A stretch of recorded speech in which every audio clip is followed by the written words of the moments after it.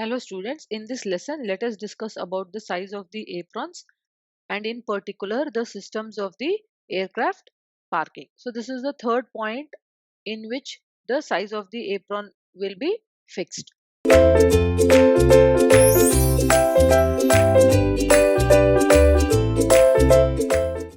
So to get started with, depending upon the horizontal terminal concept used, the aircrafts can be grouped adjacent to the terminal building in variety of ways. This grouping is referred as the parking system,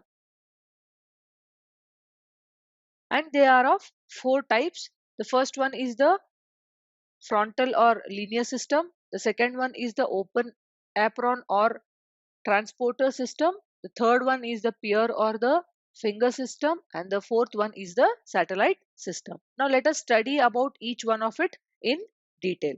So in the first frontal or the linear system, the aircraft are parked along the face of the terminal building. So this is your terminal building face, right? So along the face, they have been parked in a linear manner, right? Linear manner. Linear because they are in the straight line, and frontal because they are in front of the terminal building.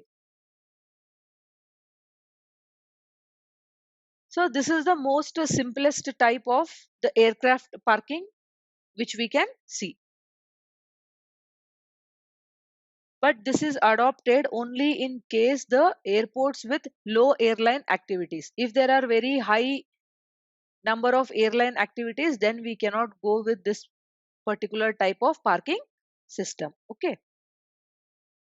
So normally in the frontal system, we can accommodate somewhere around 3 to 6 aircrafts at a time, but not more than these. So normally this concept offers ease of access, and they will also have relatively short walking distances if the passenger are brought very near to the gate by suitable vehicular circular systems. Also, these are affordable because they have very high degree of expansion flexibility. But there is one disadvantage also, that they do not permit convenient locations of the common facilities and may also lead to high operation cost or operating cost. So to sum it up, the advantages are: offers ease of access, relatively less walking time or shorter walking distance, and have a very high degree of flexible expansion.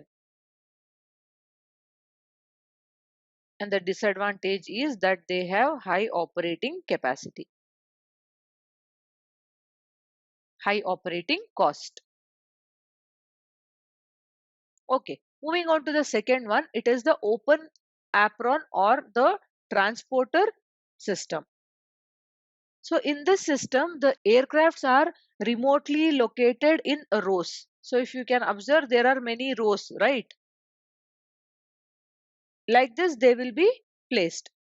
Now, if the passenger want to reach the outermost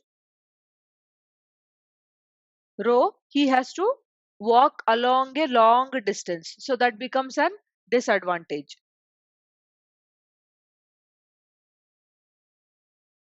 And also, while they walk from the face of the terminal building to the outermost part, they are exposed to bad weather, noise of the aircraft, the hot jet, etc. Hence, the continuation of the terminal building by gradually providing by the vehicular transport from enplaning and deplaning passengers. Okay, so normally they have certain characteristics.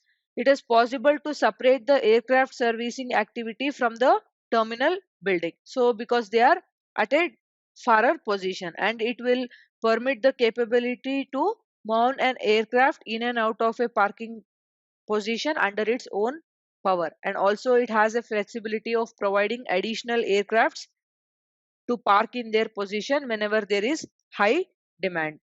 Also, because the passengers can walk to the aircrafts by themselves, the reduction in the vehicular transport will be there.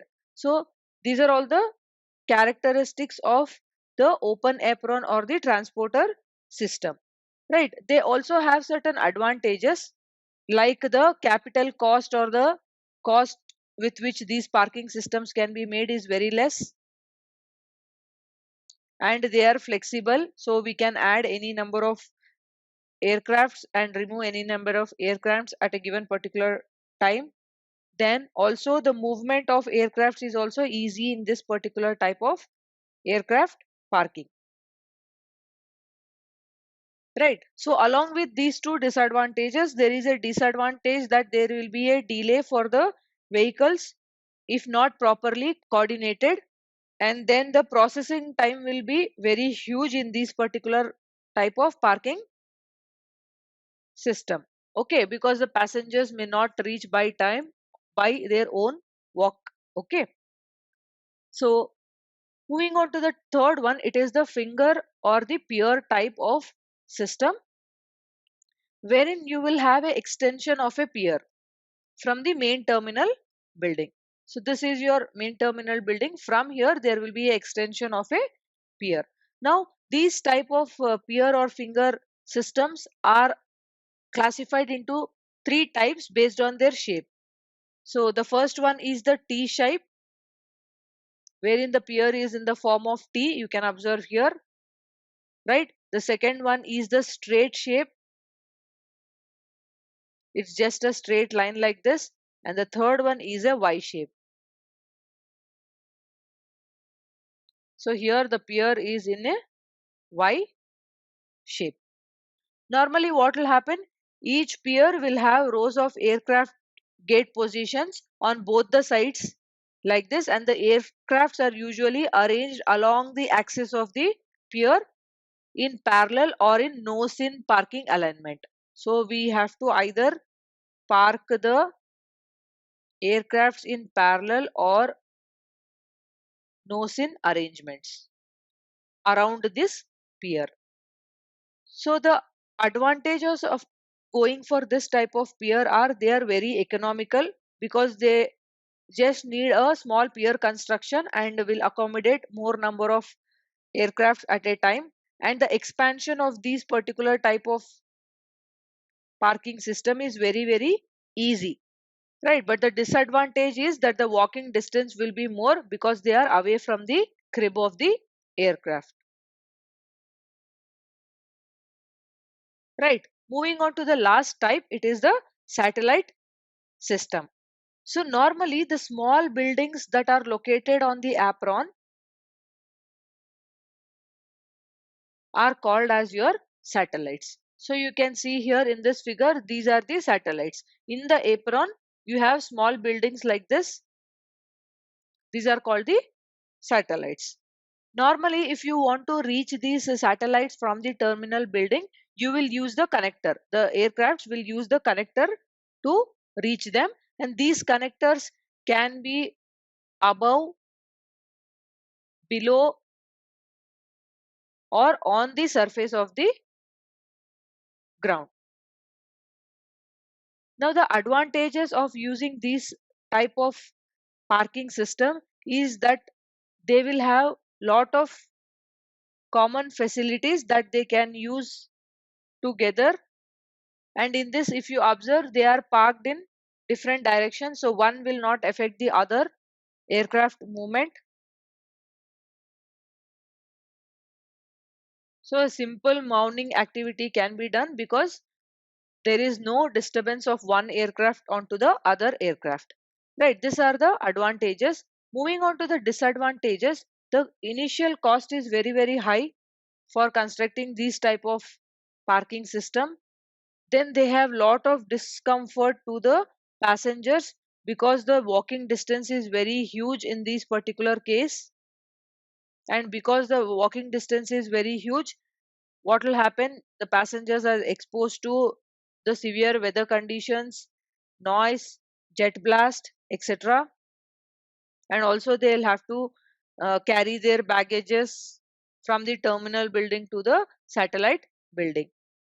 And the last disadvantage is the flexibility issue. You cannot on a later stage do any changes for the expansion of the parking system in this particular case.